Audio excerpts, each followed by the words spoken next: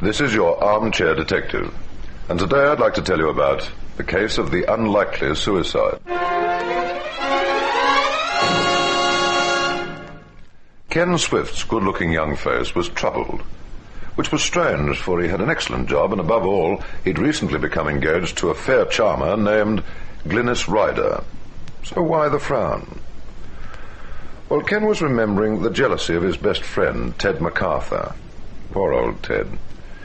He was something of a moody misfit, one of life's also-rans. Despite this, the two men had been firm friends for over 12 years. Then both fell in love with the same girl, and as usual, Ted proved the also-ran.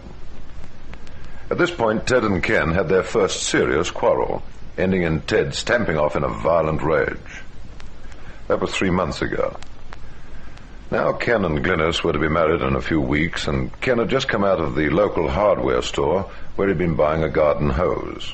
Absent-mindedly, he threw this onto the back seat of his car, and thinking of the quarrel and wishing the rift in the lute could be mended before the wedding, drove off. A little way out of town, his headlights picked out a solitary figure tramping through the early evening gloom. And who should it be but Ted? Ken, of course, pulled up and offered him a lift. Ted hesitated a moment and then mumbled his thanks and climbed into the car. The next morning, a passing motorist came upon a sedan parked by the side of the road. Its only occupant was dead. A small length of hose, obviously cut from the coil on the back seat, had been attached to the exhaust and fed through the back window, which had been left slightly open.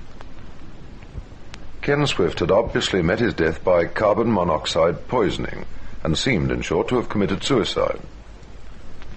The police searched the car and the surrounding area thoroughly, but apart from a few cigarette stubs, several road maps, and the hose, found nothing. Yes, it certainly looked like suicide.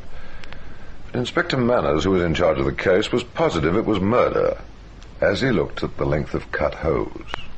Why?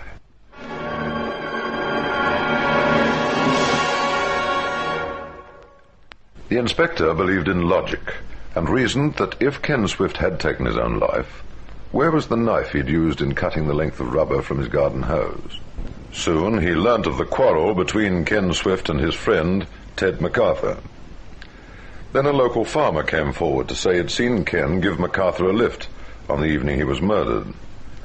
And it was at this point that Ted MacArthur broke down under questioning and admitted to the killing. A cold-blooded murder inspired by jealousy.